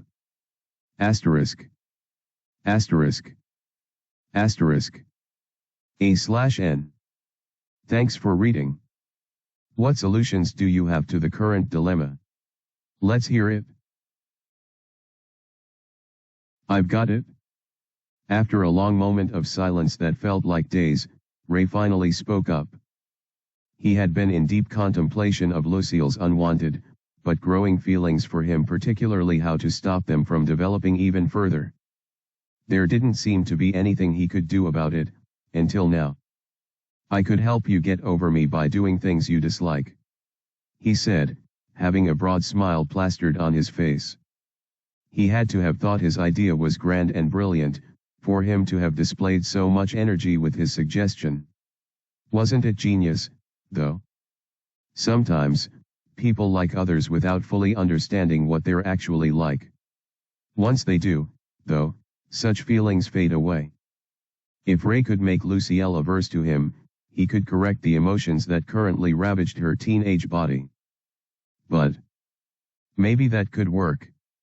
As soon as Lucielle said this, Ray brightened up. His plan was genius, after all. But I don't particularly have any dislikes. Oh. Ray's bright smile slowly dulled, and his glimmering eyes lost their shine. Somehow, he expected something to go wrong. Just not like this. It's not like I focus on superficial details, so doing anything like that would be pointless. You would have known all of that if you paid the littlest of attention to me, and not, never mind, Ray. At this point, Lucielle seemed slightly irritated by Ray and his presence in her room. She even began to glare at him. Sorry. He tried to apologize, but she cut him short by raising her hand and telling him to stop, before giving a sigh and shaking her head. I'll figure it out myself. It was a mistake to bring you into this, to begin with. After muttering this, Lucielle gave Ray a sad smile and shrugged. You should focus on your own feelings for Alicia. The moment Ray heard this, there seemed to be a shattering feeling in his heart. He had thought that his only intention was to help Lucielle, but once she mentioned Alicia, he realized he was also trying to forget the girl he loved in the process. He must have thought that if he could help Lucielle, then maybe, just maybe he could help himself get rid of his feelings for Alicia. At least, before he lost her forever. I finally understand what it feels like to have feelings for someone, especially when you can't be with them. Lucielle broke his thoughts with her words, a sad smile still on her face. In the past, I couldn't tell what the big fuss was all about, but now I know. How does it feel? Awful. She smiled at Ray, a bead of tears dripping down her eyes. It feels damn awful. Oh, wow. Ray's eyes widened as he watched Lucielle cry for the first time. Sure, it was just a small bead of tears, but this was uncharted territory for Ray. A part of him wanted to get close to Lucielle and hug her at least, for some comfort, but what if that only made things worse for her? As a result, he remained still, not moving a muscle as Lucielle recovered from her slight melancholy. Sorry about that, Ray. She sniffed, quickly wiping away the tears that were slowly forming in her eyes. It's no problem. It's been ages since I last cried. I think, since I was a kid. Who would have thought tears would be trying to rush out for something as silly as this? Talking about all of this to Ray had to have been breaking her heart, yet Luciel tried to make light of how she was feeling when speaking to him. As a teenager himself, it wasn't like Ray had the best of emotional intelligence to deal with the matter. Still, he wanted to try. He tried to be more empathetic as he looked at Luciel. He wanted to understand her more, since that was the least he could do. "Can I ask you something?" "You don't have to answer if you don't want to." After seconds of silence and deliberation, Ray finally spoke up. "Sure." Luciel seemed a little guarded as she made this response, so Ray already had a bad feeling about what he was about to say. Still, he went ahead with it. "How was it like for you, growing up and all? I can't help but be curious." The bombshell landed, and Ray braced for impact. He didn't mean to be a prude, but he honestly knew nothing about the Grand Mage, and it constantly bugged him. For someone as friendly and attractive as her, it was strange that she had never felt this way for anyone before. If this was all due to her obsession with magic, then how did such an obsession come about? All of these things were floating in his mind as questions, and he wanted to know why. Maybe I can help her more, if I knew more. After receiving no response for a few seconds, he concluded that this had to be a bad idea, swiftly opting to shut it all down. "Sorry for asking." "You don't have to." "I was miserable." She interrupted him with a simple, dark sentence. "Very miserable." Luciel looked up at Ray and smiled at him. It wasn't a cheerful one. "Before I was recognized for my talent, I was a dirt poor pauper. My parents incurred debt and ran off, leaving me as the collateral to work until I paid off every last coin they owed." The more she spoke, the more terrible Ray felt.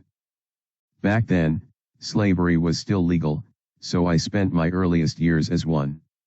It was awful, I'll tell you that." "Ha ha ha. I guess you could have already figured that out." Despite laughing about it, Ray could see embers of suppressed pain within her.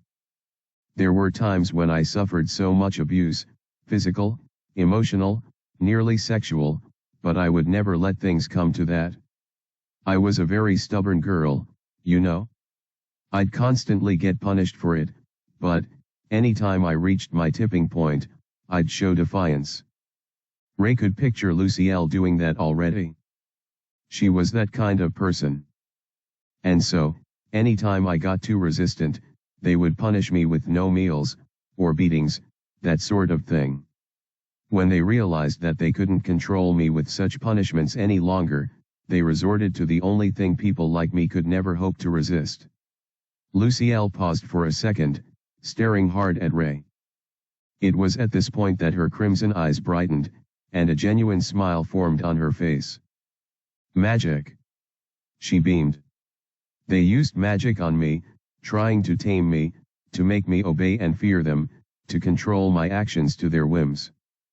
Ray remained silent as he began to hear her chuckles. "That was my first time ever encountering such a thing. If only those fools knew the consequences of their actions, they wouldn't have done what they did." Knowing the Luciel of the present, Ray couldn't help but agree with her words. "Once I got exposed to magic, it was game over for my captors. I learned everything they showed me, and then I killed them all." Her smile felt crazed, almost like she was on the verge of insanity. "Every last one of them. Asterisk. Asterisk. Asterisk. A/N. I sincerely apologize for the break I took from this story. Some IRL stuff happened, and I couldn't keep up with release. Thanks for sticking around, and for your patience. What do you think about Luciel's story?" It ended up turning into a big incident. Luciel's slaughter of the ones who enslaved her ended up blowing up more than she or anyone else would have thought. The number of people she killed was 15, and she was barely even 10 years old. She also burned down the building where their business was being run, freeing all of the slaves that they held captive, one among them being her sister. No, they weren't related by blood. However, after spending so much time together in captivity, the both of them ended up developing a strong bond. The girl would constantly protect Lucielle from the rest of the stronger slaves, and she comforted her when things seemed hopeless. Anytime Lucielle starved, her big sis would come and share some of her rations.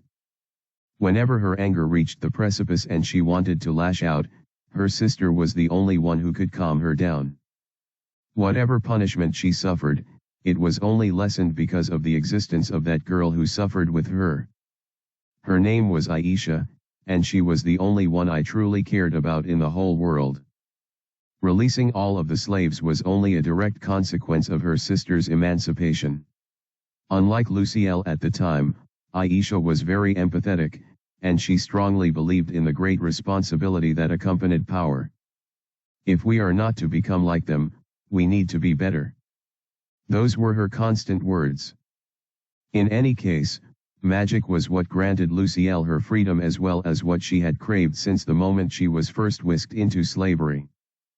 Power. She finally had power. After that, it wasn't very long for the kingdom to take notice of me. They tracked me down, caught me when I was stealing food with magic, and, well, they arrested you. No, but they nearly did. But, all of them were stopped by the man who would end up becoming my mentor in magic, Phileas. Phileas was everything Lucielle wasn't. He was an old man who had dedicated himself to the art of magic, having no talent in the art whatsoever. After hearing the news about what a single child did with magic, he embarked on a mission to find her, and after just a few days, he was successful. The guards that caught Lucielle stealing were his entourage, and after they brought her to him, he was willing to forgive her transgressions under one condition. Be my disciple. That was his offer to her. At the time, I couldn't understand it. Lucielle interrupted the story with a slight smirk. What I had done was deserving of death, you know. Back then, the law regarding slavery and its enforcement was very strict.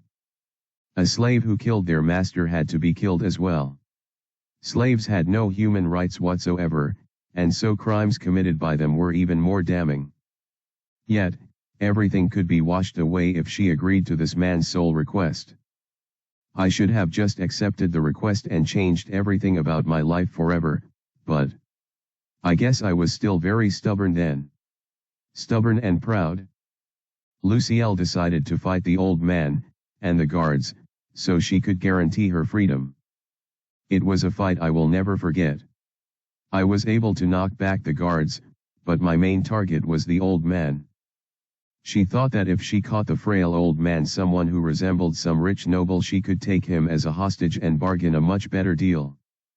Unfortunately, things didn't work as planned. One flick of his finger, that was all it took for him to win. Lucille's whole body became paralyzed, and within a split second, she was surrounded by the same guards she had pushed away. Her small, kneeling frame was overwhelmed by the number of adversaries towering above her. It was clearly over for her. She was going to die. But, please forgive my sister. As she always did, Aisha came to save her. Aisha cried and begged until her voice became hoarse, all so that Lucille's life would be spared. Thankfully, the old man listened. Of course, the only way she could be spared was for her to accept his initial offer. Lucielle had to agree. But only if Aisha comes with me. I'm not going anywhere without her. It felt like a foolish thing for a kid with no rights and no choice to do, but this was a stubborn brat through and through. She wasn't going anywhere unless her big sister came with her. Fair enough. Fortunately, the old man Phileas agreed. The two of you will return with me to the royal palace. It was only at this point that the two girls realized just how grand the scale of their invitation was. Before they would even be able to realize it, they were going to be thrust into a whole new world. Aisha became a warrior, since she had no talent in magic. Lucille's smile and excitement had long fizzled out at this point. She had returned to her stoic, slightly tense tone. She trained to be a member of the Royal Knights, working to her bones every day, just so she could justify staying in the palace and being as close to me as possible. A sad smile played once again on her face. While she did all of this, I lived the most comfortable and sheltered life while training under Phileas. It wasn't all bed and roses, of course. There was a lot of pressure and expectation placed on me, especially when the war with the dragons began. She explained how, due to her innate talent, she was constantly made to study and come up with her own spells, magic theories, and research new ways to combat the growing threats of the dragons. Lucille never had a normal childhood, and she never got the chance to live normally even as she grew older. She was only a child when the dragons attacked, and at that point her fate was sealed. My life was magic. Asterisk. Asterisk. Asterisk. A/N. Thanks for reading. I hope you enjoyed the backstory. Don't worry, we'll get to the main story soon enough. Years passed, and by the time Lucille was a teenager, she had far surpassed all the mages that existed in the kingdom. Even Phileas was now her disciple at least, before he went out to the battlefield for the necessary mage support and never returned. The same applied to most mages at the time. The only mage that wasn't allowed to set foot on the battlefield at any point in time was Lucille. She was too important as a resource to be risked in such a manner. In a way, she was humanity's trump card. You don't know how it feels, Ray. Lucille whispered, laughing a little sadly. Watching everyone you knew for a long time going to battle and never coming back. I doubt anyone has ever wanted to go to war like I did back then. I felt like I could change it all if only I was allowed on the battlefield. With her knowledge and power, surely she could turn the tides of the war. Still, the higher UPS never allowed it. I was cooped up in the tower, learning about the dragons and about magic, coming up with new spells and applications of magic. I found ways to improve warfare with magic from the comfort of my room, never seeing how they would ever be applied, or what would become of those who used them. Ray wanted to say something, but no words came out. In the end, I got accustomed to the life I had. I grew less stubborn and more content with how things were. I didn't want to be so ungrateful for the new life my sister and I now enjoyed. As long as the both of us were safe, then there would be no problem. However, everything changed on one fateful day. Lucille, I will be drafted to the front lines tomorrow. They're short on skilled fighters, and so a lot of us Royal Knights have to be dispatched to help out with the situation there. Her own sister was at risk. What? No. There are tons of Royal Knights. Why do they have to choose you? I will have to talk to. No, there's no need for that. Bullshit. There's no way I'd sit idly by and let them choose you like that. I'm sure I could. They didn't choose me, Lucille. I volunteered. Those were the words that finally made her stop her tantrum and listen to her big sister. Lucille's eyes were wide with shock when she heard the big revelation that Aisha had willingly chosen to sentence herself to death. But, why? Why would you do that? Lucille, if I don't go, more people will die. That was her sister's answer. More people will, who cares? Why do you care so much about other people dying than yourself? People die every day, and even if you throw your life away, they'll still die. You don't know THA.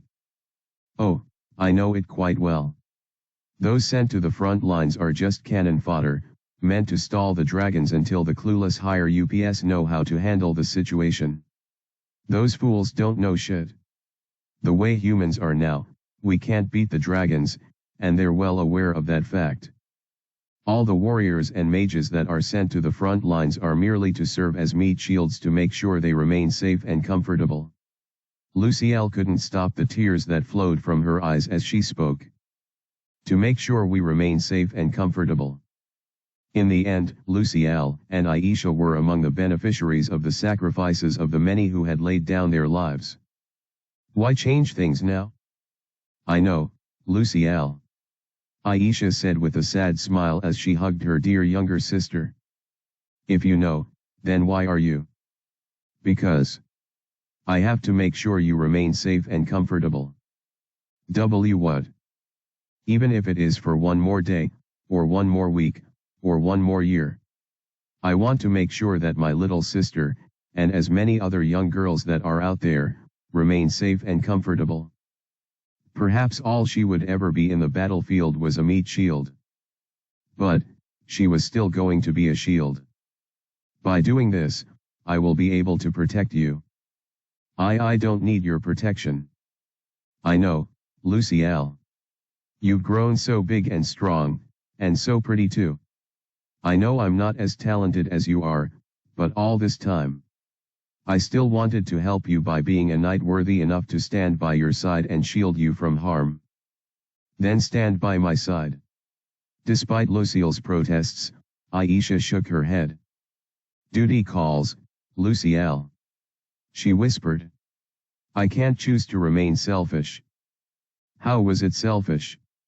All that Aisha had ever done was be selfless, yet she made it seem like her actions up until this moment was selfish. Lucielle could not comprehend it, at least, not at the time. I'm sure you'll grow up to be an amazing woman, and a powerful mage. Aisha patted her head before kissing it. That's what I want to protect, more than anything else. Don't go. Lucielle begged and begged, but Aisha just shook her head slowly as they hugged and kissed with sisterly affection. I have to go, she would always say. Even as Lucielle cried like a baby and tightly clung to her, never letting go until the last moments they spent together, Aisha kept saying one thing. It is my duty.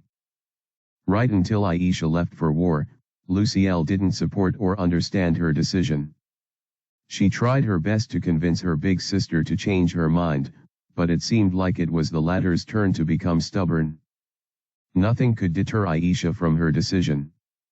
She left for the war, and the two couldn't keep up contact for what seemed like an eternity. Then, about a few weeks later, a letter came for Lucielle from Aisha. It was the same day her corpse arrived. Asterisk. Asterisk. Asterisk. A/N. Thanks for reading. Damn. I really wanted to end the backstory already. Apologies for dragging you all through this. After she died, I shut myself off from everything. The tears that flowed from Lucille's face as she spoke was unbelievable. Ray had never seen anyone cry the way Lucielle did. Her crimson eyes glowed, and the hot tears seemed to be evaporating with heat as they kept flowing down her eyes. She's using magic to make sure she never cries, but it seems the tears are too much this time, so the liquid keeps leaking out. What the hell is this mechanism? How long has she been doing this to herself? He had to wonder. Still, he said nothing and just listened to her speak. I hid my pain under smiles and carefreeness. No one could understand how I felt, after all, and there was still tons of work to be done. Lucielle added. I didn't even attend the funeral. What was the point? The only part of Aisha they were able to retrieve was one of her arms, the part that tightly held the letter. I read what she wrote, more times than I can possibly count. What did it? She was so scared, Ray, so scared. Lucille's voice was beginning to break, even as she pushed on, now trying harder to evaporate her tears. She didn't want to die. She wanted to see me so badly. She loved me, Ray. I didn't realize how much she loved me until she died. All of this information flowed from Lucielle like an unstoppable river, and Ray allowed himself to be swept with the current. She did everything for me. For the longest time, I blamed myself for her death, telling myself that I killed her, and that she would still be alive if it wasn't for me. It wasn't your fault, Ray said, to which she responded immediately. Of course, I know that. Her eyes burned with hatred as she looked at him, veins popping around her eyes and forehead as the anger within her went beyond palpable. It's all the fault of those foul creatures, the dragons. After Aisha's death, once she got over the self-blame part, Lucielle ended up developing something else, a new emotion targeted at a new target. She grew to hate the dragons. After that, the United Human Alliance was formed. Even more of my allies and disciples have died as a result of the war. I've stopped counting already. The tears were all dried up, and Lucielle was now perfectly calm, as if everything up until this moment was merely an illusion. I want to end this war, Ray. I really do, but I have a much deeper desire, something more selfish. It seemed, unlike her sister, she couldn't let go of her selfishness. She ended up inheriting the sense of duty that her sister had, doing her best to protect humanity and fight against the oppressors who took her sister from her and who desired to take even more, but her selfish desires remained a prime motivation for her. I want to transcend the limits of my current understanding and reach the ultimate heights, the peak of magic. I want it so badly, Ray. I want to be able to see the world the way you would see it, past the grand realm and into that of the absolute. It's an obsession of mine, Ray. I don't mind setting aside my pride, my grief, my rage, and everything else as long as I can get even a step closer to that goal. She beamed now, her smile banishing the final embers of her sadness. It almost felt like the story Lucielle just told him right now wasn't real. However, Ray knew it was more than real. She probably doesn't want me to pity her, all things considered. He thought to himself, nodding as he accepted her wishes. Honestly, Lucielle, you're amazing. Those words from him seemed to stop her in her tracks. She looked at him with genuine surprise as he smiled at her with a mix of admiration and another emotion she didn't quite understand herself. Over the course of her life, Lucielle had heard how amazing she was more times than she could even stomach, but this one felt different. It was different. It's not just because of your talent in magic, but your dedication to it. After her sister died, Lucielle put in more effort towards her study and practice of magic, and when her opportunity finally came, she forced the Royal Council to let her fight in the front lines. This improved her perspective on magic and advanced her application of the art in warfare. She kept growing despite every adversity, and after her recent encounter with the Dragon Commander, which caused the deaths of so many mages, she was able to evolve even further. She continued her advancement, no matter what. You're far better than I am. I have no real knowledge or skill in magic and its applications, Ray admitted. I just have a lot of skills that help me sort out the kinks and make everything as easy as snapping my fingers or flicking my wrist. I'm so jealous. Don't be. Ray smiled, drawing close to her so he could rub his hand against her head. Why he did that, he had no idea. Stop. As she said this, her cheeks turned bright red and she looked to the side, clearly embarrassed by the whole thing. Ray quickly noticed this and pulled away. Sorry. It's fine. Well, my point is.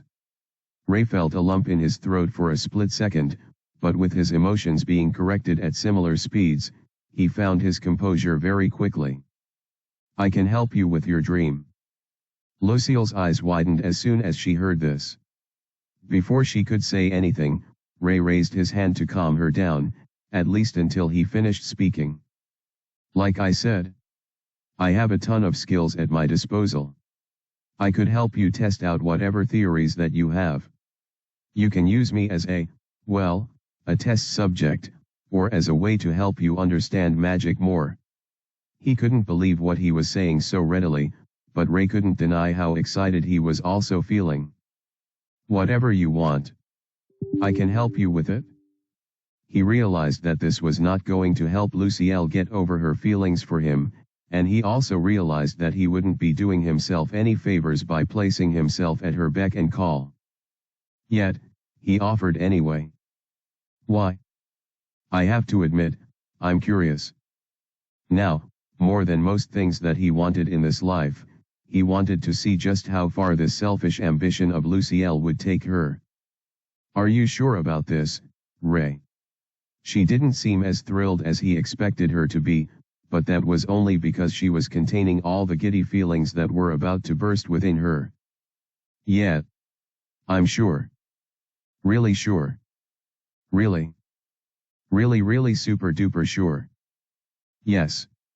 I'm sure, Lucielle. He was exasperated as he answered for the last time, only for him to nearly get startled by the squeal she followed up with. Kaya. I'm so excited, Ray. She jumped out of her bed and rushed towards him with sheer anticipation and unbridled joy.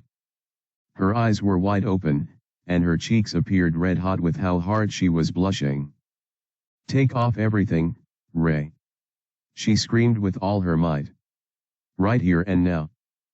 The boy was already beginning to see the severe consequences of his decision, and it was barely a minute after he made it.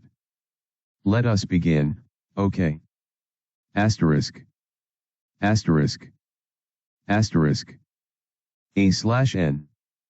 Thanks for reading. Ha ha ha. Well, this was a sort of funny conclusion to this whole thing. What do you think about Lucielle now? Is she worthy to be a serious participant in the waifu wars? Is she fodder?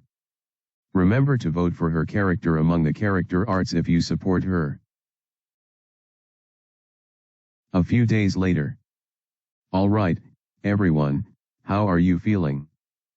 The 5 Class 1A students within the dedicated training hall stared at the man who asked the question, their temporary instructor, and as much as they wanted to respond immediately, they had to take a few breaths. Ojog had been working them to the bone ever since he became their instructor, and all of it was for the special event that was coming up soon. Very soon. The preliminaries for the Academy Tournament event is tomorrow. I have to know if you're all ready. He pushed once again, his cheerful face seemingly oblivious of the plight of the 5 newts in front of him. They were all within a blank white room that was just used for intensive training. This had been their schedule for days now, and they practically spent all their time practicing and learning all kinds of things from Ojog. He wasn't the strongest for nothing. Due to his position, however, he was very harsh on them. You have to win, okay? Failure isn't an option. He would always say anytime he pushed them, completely numb to the pain they felt. Perhaps this was what they needed, but it was hella painful. Ha, ha. Why yeah, we're ready. Yep. Slowly, the 5 students rose to their feet and arranged themselves in a straight line as they presented themselves to their instructor. Me J.A. Ado and I, Cyndy, Rai, and Luke Ia, all determined to win. Good, good. Ojog's lip spread over his face as he proudly looked at his students. As you know, this year's event will be much different from the previous ones. This was due to the overall smaller number of students participating in it. Rather than even calling it the Interclass Exchange, it had been rebranded into the Academy Tournament event. I have the roster here with me, so I guess your positions and opponents have been decided. Ojog brought out a tablet and looked at it with an amused smile. He could definitely sense the palpable tension that his students had, but he couldn't help but get a little from feeling the unease and anxiety that seeped into each nude. Finally, after a few seconds, he spoke up.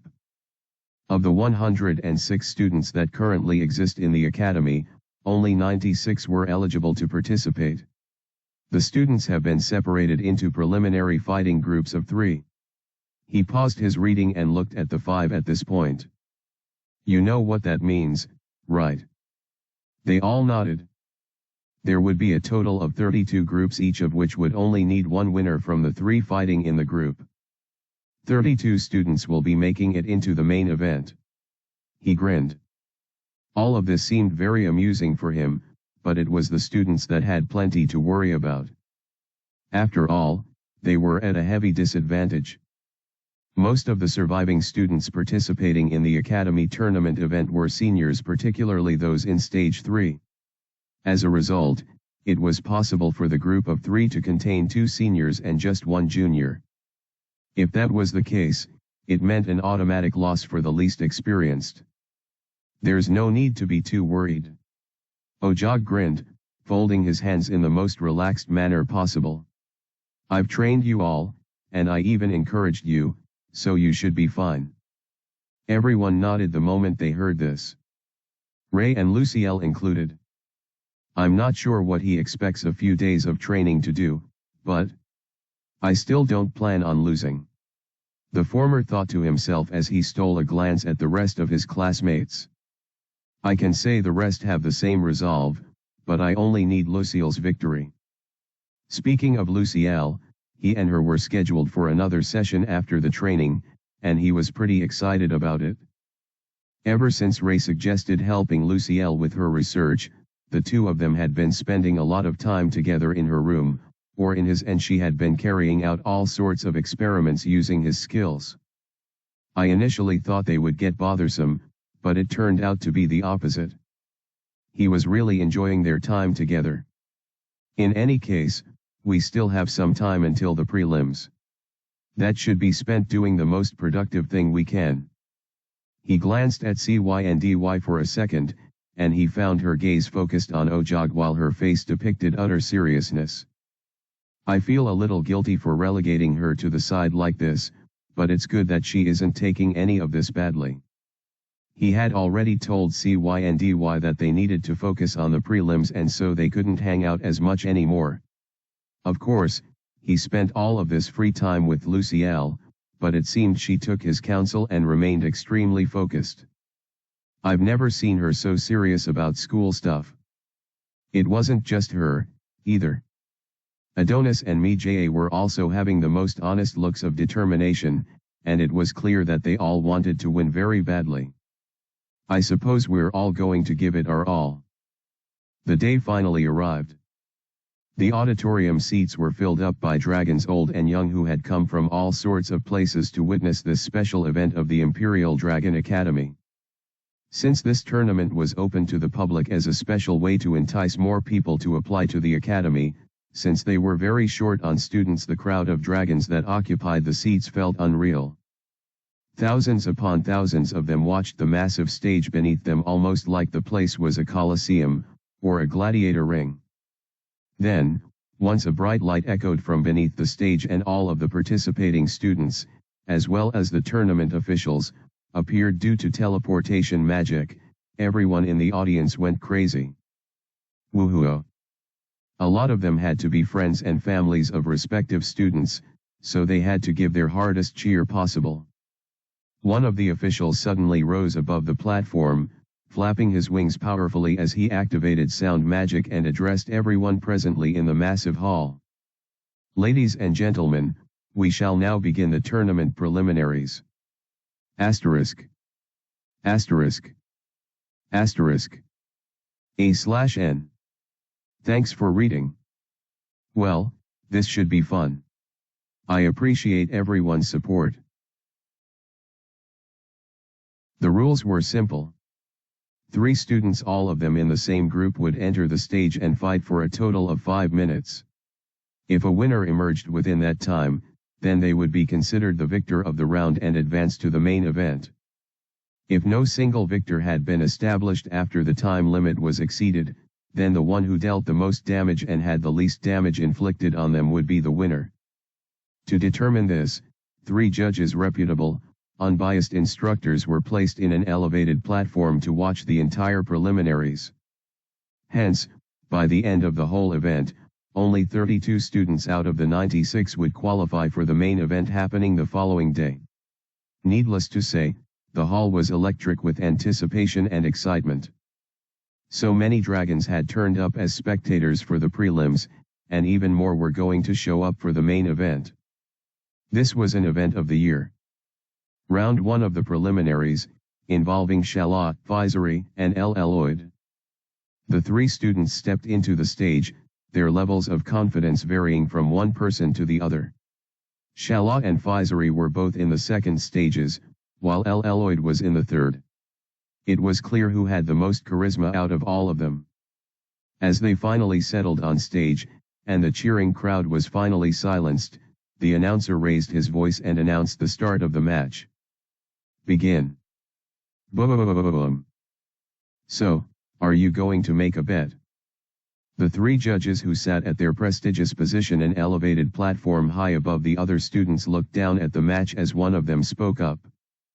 It was none other than Dru, one of the Frost Dragon Lord's squad members. He had a cheerful smile on his face as he observed the students fight amongst themselves. His colleagues Lester and Ojog had more bored expressions on their faces, but he seemed rather excited for a mere preliminary match. What's the point? Lester, the most logical of the 3 sighed. Based on what I've observed, your students will be the one winning this event. The reason was simple. Of the 3 stages, the third years were by far the most competent, and their instructor was none other than Dru. The guy seemed all cheerful and carefree, but when it came to tutoring wards, there was no better candidate. He was basically set up for success, having the strongest class and the best skill in terms of teaching. After analyzing the odds, Lester already gave up on victory and yielded it to his comrade. But I wouldn't be so sure about that. Ojog felt a little different about the whole thing. Oh? Why do you say so? Dru, trying to hide his surprise under amusement, asked with a raised brow. Silence, followed by a few chuckles, echoed within their exclusive space for a few seconds. Both Dru and Lester shared confused expressions as they watched Ojog laugh for no apparent reason.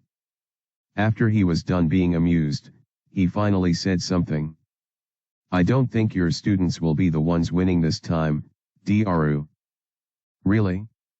So you've got some pretty good contestants in your arsenal, then. Dru's smile widened even more, though this only revealed how threatened he felt. Nah. Most of them are duds, but I know a few that show promise. As Ojog said this, 3 images appeared in his mind, one of them shining brighter than the others. Rai, Luke Ia, and Ado Ni, those 3 are definitely much stronger than everyone else in Class 1A, and the entire Stage 1. He smiled as his thoughts trailed. Especially that Rai. Ojog always had an eye for things, and this one was no different. I don't want to spoil things for you, but, unless he decides to screw things over for himself, there's no way anyone else will get that first prize but him. Who's him? Both Lester and Dru wanted to know at this point. Well, he's Drrrnng. First round is over. The winner of the match is El Eloid. The announcer's voice echoed into the air, even infiltrating the room of the judges, hence interrupting Ojog's big reveal. As soon as this happened, the latter shrugged casually. Why not just sit back and enjoy the show? He grinned widely. I can guarantee that it's going to be a fun sight to behold. Both squad members, now judges, glanced at each other and sighed. There wasn't any way to argue with their squad leader when he became like this. He was having his fun, and so they had to be held in suspense until the time was right. Still, it wouldn't be long until every single group fought in the preliminaries. They would soon be able to see who his golden boy was. The winner of the match is El Eloid. As the announcement echoed within the hall, Ray and his classmates sat together among the other students who were waiting for their turn to fight in front of thousands of people. Looking at these students of Class 1A, and even the other classes in the same stage, it was easy to see that a lot of them were worried. Just as they suspected, the Stage 3 students had the upper hand.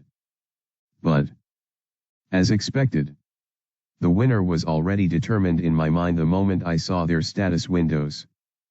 Not all the students felt the pressure that others had. Ray, for one, didn't feel anything. Can't believe I have to wait so many rounds until my turn. Lucielle was feeling rather impatient, since she wanted to return to her room to continue her research on a particular magic theory she was formulating. According to her, it would be the next big thing. Well, all in due time. Ray responded to her in a slight whisper, glancing at his fellow classmates as he witnessed them making their best attempt at a strong facade. He knew how they felt deep down, though. I've seen the status windows of every student here, including the seniors we are matched against. And I already know who's going to win or lose. Other than Lucielle, Adonis, and himself, no other Stage 1 student was making it past the preliminaries. No matter, it is what it is. Asterisk. Asterisk. Asterisk. A/N. Thanks for reading. I'm dealing with a lot of IRL problems right now. I really don't want to let you all down, but it's pretty serious. I'll do my best to keep releasing chapters, though. I appreciate those who reached out, and everyone who keeps supporting me. Cheers. Round 13 of the preliminaries, involving Serbai, Luca, and Rai. 3 students came on the incredibly spacious stand, 2 of them being from the 3rd stage, while the last one was from the 1st.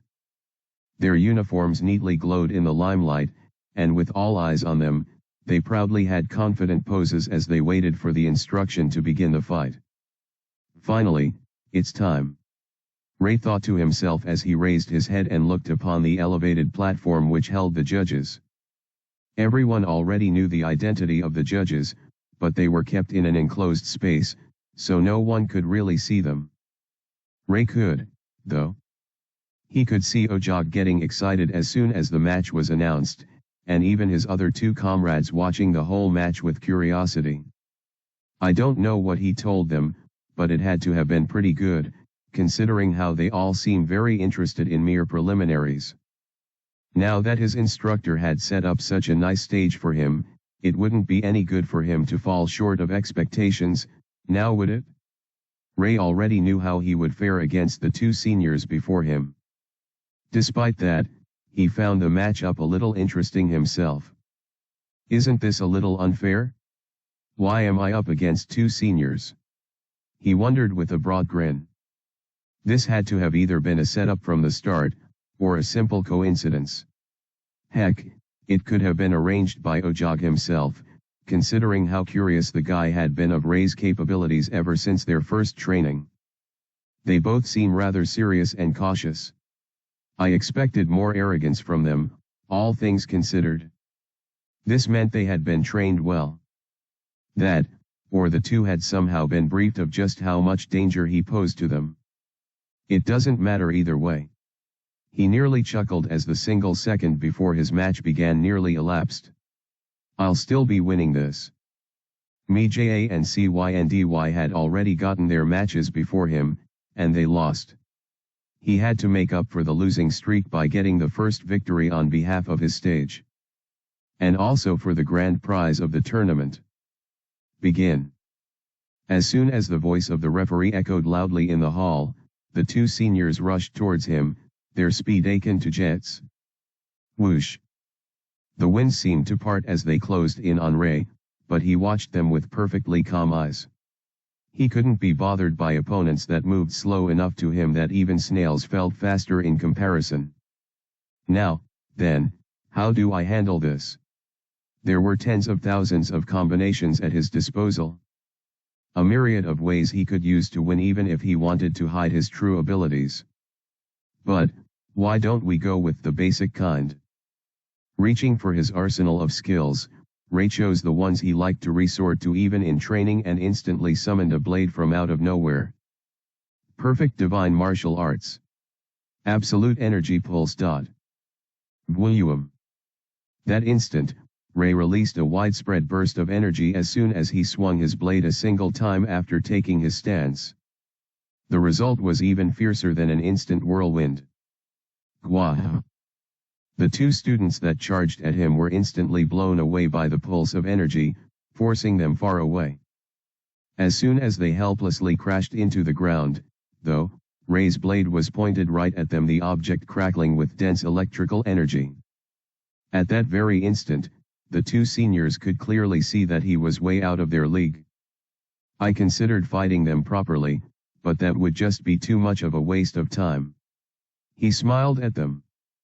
Naturally, the two defeated ones had to surrender, or their humiliation would only be compounded. Ray nodded at the whole process and waited for the referee to announce him as the winner. He cast his gaze upward once again and deepened his smile. Let's leave the actual theatrics till the main event. Ray's match shocked everyone in the audience. They already had the roster of the participating students in hand, so they knew of their classes. Even if they didn't, after each victory, the referee announced the class that the winner was from, so it was impossible to miss. It was a shock to most upon learning that the boy was in the mere first stage. How in the world did he win against two students from much stronger classes? It just didn't make much sense.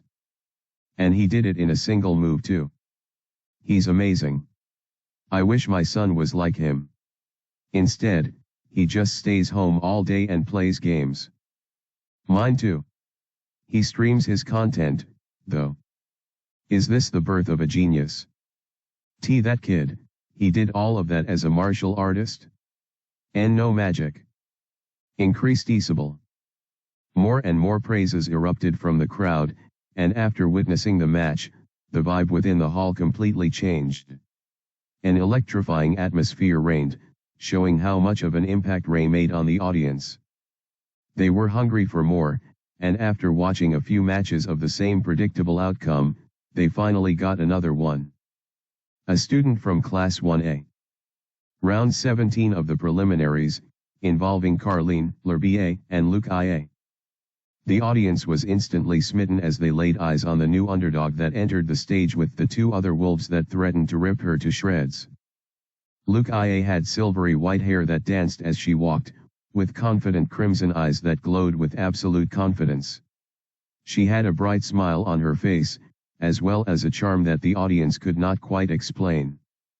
One thing was for sure, though. Go get him, Luke IA. Woohoo! This should be a good match. Do your best, Luke IA. She had the support of the audience. Well. It looks like the crowd wants a show. She muttered as she looked around her with a much brighter smile than before. I can't disappoint them, now can I?